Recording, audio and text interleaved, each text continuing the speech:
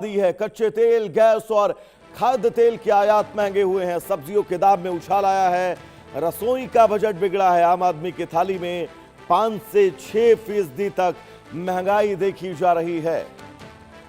तो एक तरफ मिडिल ईस्ट, पश्चिमी एशिया में युद्ध के चलते लगातार कच्चे तेल की आपूर्ति बाधित हो रही थी और अब इस आपूर्ति के बीच बढ़ती बारिश, मानसून की दस्तक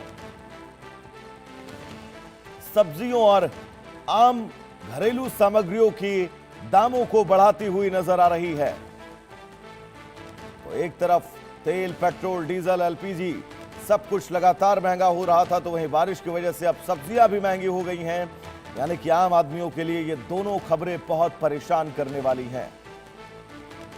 तस्वीरों में दिख रहे टमाटर अब आपको बहुत महंगे मिलने वाले हैं और आने वाले वक्त में अगर बारिश और मानसून यूं ही जारी रहा तो जो टमाटर आपको नजर आ रहे हैं तस्वीरों में, जब आप बाजार में लेने जाएंगे तो आपको बहुत ज्यादा महंगे मिलने वाले हैं। कच्चे तेल, गैस, खाद्य तेल महंगे हुए हैं, जिसके चलते आम आदमी की रसोई का बजट बिगड़ गया है। और एक अनुमान अगर हम लगाएं तो आज से 3 महीने पहले, 4 महीने पहले एक आम आदमी की थाली का जो रेट था उससे तकरीबन 7 से 8% तक रेट में बढ़ोतरी हुई है सिर्फ इन 3 से 4 महीनों के अंदर। और अब बारिश जो लगातार परेशान करती हुई, क्योंकि बारिश के बीच सब्जियों के उत्पादन पर सीधा असर पड़ता है और ऐसे में अब आम जनता परेशान है।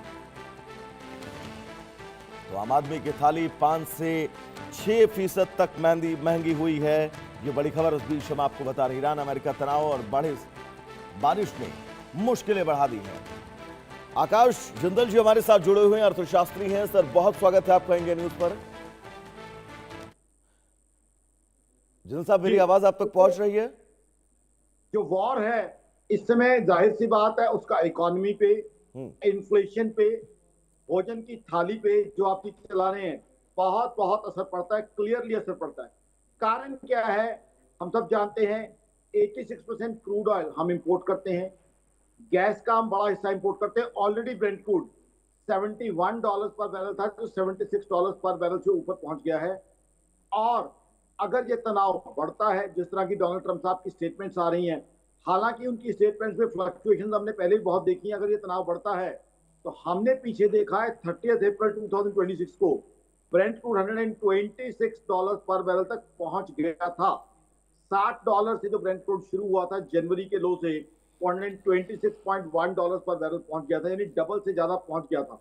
तो ऐसे में देखिए, कच्चा तेल महंगा होगा तो हिंदुस्तान में पेट्रोल और डीजल महंगे होंगे। और मेरी ऑर्गेनाइजेशन आकाशदल.in का और मेरा आकाशदल का मानना है उसके चलते हुए डीजल की प्राइस महंगी हो सकती है। और डीजल की प्राइस महंगे होते ही जो कुछ आप स्क्रीन पे दिखा रहे हैं, दूध, सब्जियां, सब कुछ महंगा हो जाएगा, क्योंकि सब कुछ डीजल पे ट्रेवल करता है और अपना ट्रेवल पेट्रोल पे होता है, वो महंगा हो जाएगा। गैस को कुकिंग के लिए बहुत इंपॉर्टेंट है, तो गैस महंगी हो जाएगी, तो वो इन्फ्लेशन को बढ़ा सकता है। देखिए, बड़ा सिंपल सा एग्जांपल देता हूं।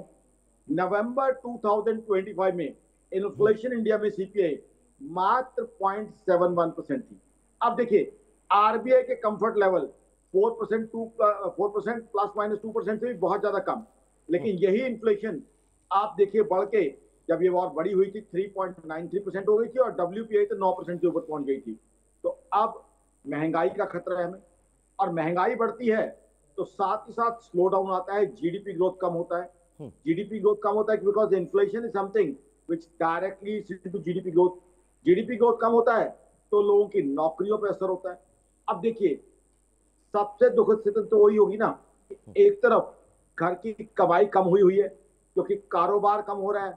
आप दुकान से या कोई भी कारोबार कर रहे हैं, कमाई कम है, नौकरियां कम है, तो आपको इंक्रीमेंट नहीं मिलेगी, या हो सकता है भगवान ना करे आपकी नौकरी ना रहे।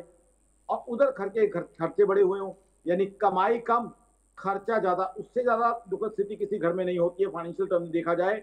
और कंट्री के लिए भी क्या होता है, डेफिसिट बढ़ जाता है। Deficit is when the expenditure of the company of the country increases and the income is not able to match up to that, so that deficit funding has to be done। Jindal साहब, बहुत माफी के साथ मैं आपको रोकूंगा, क्योंकि इस देश में महंगाई के दो सबसे महत्वपूर्ण कारक हैं। एक कारक जिनका आप पूरे विस्तार से जिक्र कर रहे हैं, और इन असामान्य परिस्थितियों में दूसरा सबसे महत्वपूर्ण कारक जो भारत में सबसे ज्यादा काम करता है वह है मुनाफाखोरी का। कई लोग ऐसे हैं जो इन परिस्थितियों में अपने भंडारण को बहुत ज्यादा भर लेते हैं और स्टॉक को, मार्केट को रोक देते हैं। उसके बाद अपने कंफर्ट के हिसाब से उस सामान को बाहर निकालते हैं, महंगे दामों में भेजते हैं। उन मुनाफाखोरों के खिलाफ सरकार एक्शन नहीं लेगी तो आने वाले वक्त में स्थितियां और बिगड़ेंगी। वो महंगाई बढ़ाने के कितना बड़ा कारक आप समझते हैं, एक बार बताइएगा जिंदल साहब। आपकी आवाज और क्वेश्चन मेरे तक कम पहुंच रहे हैं, बट जितना मैं मेकआउट कर पाया हूं, आप बात कर रहे हैं शायद कि मुनाफाखोर जो लोग जी, हैं, बिल्कुल प्रॉफिटियरिंग जो सर। करते हैं, वो महंगाई को कितना बढ़ाते हैं। जी हाँ, ऐसे समय में बहुत बार ये होता है कि जो मुनाफाखोर लोग हैं, जो ब्लैक मार्केटिंग करते हैं, वो लोग चीजों के दाम और बढ़ा देते हैं। उतना बड़ा नहीं होता जितना वो पैनिक का फायदा उठाते हैं। तो ऐसे में सरकारों के लिए बहुत जरूरी है, खासकर स्टेट गवर्नमेंट के लिए, कि ब्लैक होर्डिंग और ब्लैक मार्केटिंग जो लोग कर रहे हैं या आर्टिफिशियली प्राइसेस जो बढ़ा रहे हैं, उनके अगेंस्ट एक्शन लिया जाए। तो ये बहुत जरूरी है कि मॉनिटरिंग की जाए। मैं बिल्कुल मानता हूं कि ऐसे समय में ऐसे कुछ लोग आ जाते हैं जो मौके का गलत फायदा उठाते हैं, और गलत फायदा उठा के हमारे गरीब भाई बहनों की थाली पे ऊपर इम्पैक्ट करते हैं, मिडिल क्लास के ऊपर इम्पैक्ट करते हैं। बिल्कुल, तो ऐसे में स्टेट गवर्नमेंट को अपनी मशीनरी को एक्टिव करना चाहिए, ताकि कोई होर्डिंग या ब्लैक मार्केटिंग करने की कोशिश कर रहा है तो उसके ऊपर एकदम एक्शन लिया जाए। और आजकल तो रियल टाइम रेट्स जो है, देखिए आज से 10 साल पहले जब मुनाफाखोरी होती थी तो इंफॉर्मेशन डिसेमिनेशन स्लो थी। आज इंटरनेट का जमाना है, आज चैट जीपीटी और गूगल का जमाना है। तो ऐसे में सरकार को भी चाहिए जो चीजों के एक्चुअल दाम मार्केट में चल रहे हैं वो लोगों को कन्वे किए जाएं, ताकि लोगों को कोई मिसलीड करके, आर्टिफिशियल स्केर्सिटी पैदा करके उसका नाजायज फायदा ना उठा सके। और कोई उठाता है क्योंकि जिंदल साहब, तो जब उसके ईरान और अमेरिका के बीच ये क्राइसिस शुरू हुआ था, बहुत बड़ी दिक्कत जो है हो सकती है। मेरी आवाज आप तक पहुंच रही है sir, clear? I am not able to understand your question, you have to be louder थोड़ा सा। हाँ, मैं बिल्कुल सर अपनी आवाज को थोड़ा सा और बुलंद करने की कोशिश कर रहा हूं। जब ईरान और अमेरिका के युद्ध की शुरुआत हुई थी, हॉर्मुज स्ट्रेट को लेकर यह था कि हॉर्मुज स्ट्रेट बंद होने वाला है। ये खबर जैसे भारत में पहुंची सर, याद करिए कि आम सिलेंडर जो घरेलू होता है 14 किलो का, वो सिलेंडर लोगों ने 4-5 हजार रुपए में ब्लैक में खरीदे हैं।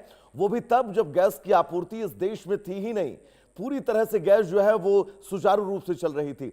तो ऐसी स्थिति में सरकार की क्या जिम्मेदारी है, कैसे इन मुनाफाखोरों पर एक्शन ले ताकि इस महंगाई को अपने हैंड से तो आप नियंत्रित कर सके, जिंदल साहब? जी हाँ, जहां तक मैं मेकआउट कर पाया हूं, आप बात कर रहे हैं कि जब स्टेट ऑफ हॉर्मुज बंद हुआ था तो सिलेंडर के दाम बढ़ गए थे, और खासकर हमारे जो गरीब भाई बहन थे, प्रवासी मजदूर थे, जो 4-5 किलो गैस लेते थे, उनके लिए दामों को बहुत बढ़ा दिया गया था।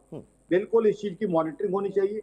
एक तो एलपीजी के स्मॉलर क्वांटिटी के रिफिल ऑफिशियली अवेलेबल होने चाहिए।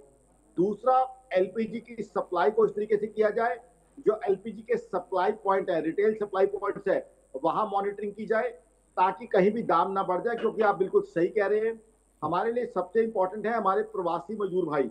जो हमारे मजदूर भाई 2000 किलोमीटर दूर से दिल्ली में, मुंबई में नौकरी करने आए हुए हैं, अगर उनका भोजन का खर्चा ज्यादा हो जाता है तो उनको यहाँ आके रहने में पड़ता नहीं पड़ता, क्योंकि उन्होंने यहाँ अपने भोजन का खर्चा भी देना है, किराया भी देना है, और बैक होम उन्हें कुछ रेमिटेंसेस घर पे भी और भेजनी बिल्कुल है। जिंदल साहब, महंगाई के जो कारक हैं, पहला कारक हमारे कंट्रोल में नहीं है।